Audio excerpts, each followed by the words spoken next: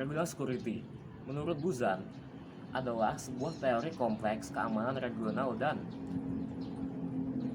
mengusulkan bahwa regional security dapat dengan tajam membedakan antara tingkat regional dan global. Regional security dalam seluruh sistem internasional diartikan oleh pola yang bertahan lama dari persahabatan serta permusuhan, yang dimana hal ini mengambil bentuk pola interdependensi keamanan subglobal yang koheren secara geografis. Dalam kerangka teori yang telah dikemukakan oleh Buzan, regional security adalah sekelompok unit yang berproses utama, yaitu securitization dan desecuritization, yang terkait begitu erat sehingga masalah keamanan mereka tidak dapat dianalisis atau diselesaikan secara terpisah. Beliau juga berpendapat bahwa wilayah-wilayah tidak dapat ditentukan oleh letak geografi, budaya, pola peristiwa saat ini, atau analisis lokal tentang regionalisme. Teori ini dibangun secara rasional oleh anggota baik secara sadar maupun tidak sadar melalui cara-cara proses desecuritization mereka saling terhubung. Security dilemma, teori security dilemma dikembangkan atau dicetuskan oleh John Hertz. Apa sih yang dibahas pada teori ini? Jadi, teori security dilemma itu membahas mengenai sebuah tindakan yang dilakukan negara untuk mengamankan negaranya ataupun mengamankan wilayahnya justru dianggap sebuah ancaman bagi negara-negara lain. Nah, kenapa sih security dilemma ini bisa terjadi? John Hertz menyatakan bahwasanya security dilemma terjadi karena adanya ketidakpastian niat dari negara. Jadi setiap negara itu memiliki intensivitas untuk mengamankan teritorinya atau mengamankan wilayahnya sendiri. Namun hal tersebut bisa disalahartikan atau disalahpahamkan oleh negara yang lain bahwasanya tindakan tersebut dapat mengancam keamanan negara yang lain. Nah, teori security dilemma itu masuk ke teori tradisionalis karena membahas mengenai perang, kemudian militer, dan keamanan negara. Nah, contoh implementasi atau contoh kasusnya adalah Perang Dunia Pertama, di mana negara-negara Eropa pada saat itu melakukan aliansi. Kemudian tindakan tersebut menyebabkan kekacauan ataupun menyebabkan kekhawatiran bagi negara lain bahwa aliansi tersebut dapat menyebabkan ancaman keamanan. Game teori adalah teori yang dikemukakan oleh John von Neumann pada 1928. Buku yang terkenal dari dia yang menjelaskan game teori ini adalah salah satunya yang terkenal berupa Theory of Games and Economic Behavior, yang mana hal itu menjelaskan konsep permainan sebagai alat analisis yang digunakan secara khusus dan pada disiplin ilmu sosial seperti ilmu politik dan ekonomi. Konsep yang menjadi dasaran teori of game ini seperti beberapa contohnya adalah zero sum game, strategic, dan permainan berurutan, dan lain-lain. Fokus dari konsep game teori ini adalah di mana aktor yang saling mempengaruhi dan menciptakan suatu kondisi di mana aktor tersebut dapat mempengaruhi satu sama lain serta mengambil opsi strategi keputusan yang dapat diambil. Teori selanjutnya adalah teori tentang Kantian Triangle. Kantian Triangle disebarkan atau dikembangkan oleh filsuf dari Jerman yaitu Immanuel Kant.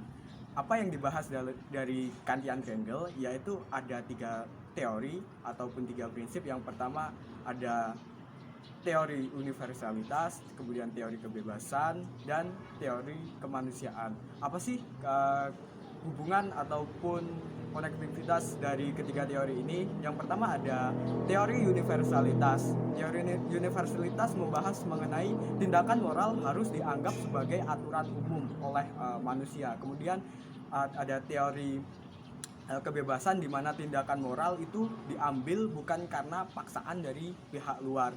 Kemudian ada teori kemanusiaan. Teori kemanusiaan itu membahas mengenai kebebasan individu ataupun individu itu harus diutamakan sebagai tujuan bukan untuk sebagai alat untuk mencapai sebuah tujuan. Nah, teori Kantian Triangle ini masuk atau ada di teori klasik ataupun teori tradisionalis karena Immanuel Kant mengembangkan teori ini pada masa klasikisme filsafat. Contoh dari teori Kantian triangle adalah di mana individu merasa bebas ataupun menggunakan kebebasannya untuk mencapai kesejahteraan dan keseimbangan dalam masyarakat. Spillover effect adalah sebuah teori yang dikemukakan oleh salah satu ahli hubungan internasional, yaitu David Mellitrani. Dia adalah seorang ahli hubungan internasional yang lahir pada 1988 di Rumania. Teori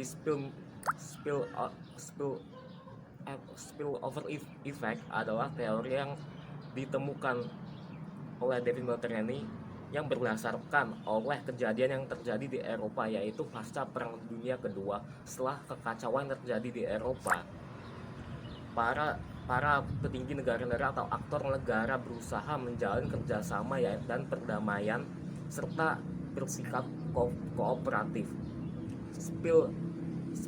Spillover effect adalah ketika salah satu bidang kerjasama, contohnya seperti awalnya adalah kerjasama dalam bidang ekonomi, namun hal tersebut meluas ke ranah yang lebih melebar seperti bidang keamanan dan politik dan lain-lain. Spillover effect adalah sebuah fenomena kooperatif yang awalnya adalah kerjasama dan akhirnya dapat bersifat secara sukarela. Hal ini dapat memicu perdamaian serta kolaborasi di negara-negara yang sedang mengimplementasikan spillover effect tersebut. Selanjutnya adalah teori comparative advantage. Teori ini dijabarkan atau dicetuskan oleh David Ricardo. Teori ini menyatakan bahwasanya seharusnya negara memproduksi barang ataupun jasa yang memiliki keunggulan komparatif.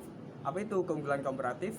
Yaitu barang ataupun jasa yang diproduksi menggunakan biaya yang relatif rendah dibandingkan dengan negara lain.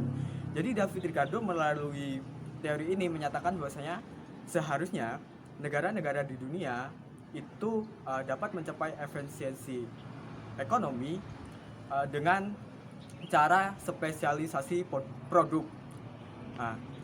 Teori ini termasuk ke dalam teori tradisionalis karena merupakan teori dasar dalam ekonomi klasik. Nah, apa sih contoh ataupun implementasi dari teori ini? Yaitu adanya hubungan timbal balik ataupun perdagangan timbal balik yang menguntungkan oleh negara Cina dengan Inggris, di mana Cina sebagai penghasil teh, kemudian porselen, kemudian juga keramik dan lain sebagainya, itu diimbangi dengan Inggris yang merupakan produsen alat ataupun suku cadang mesin.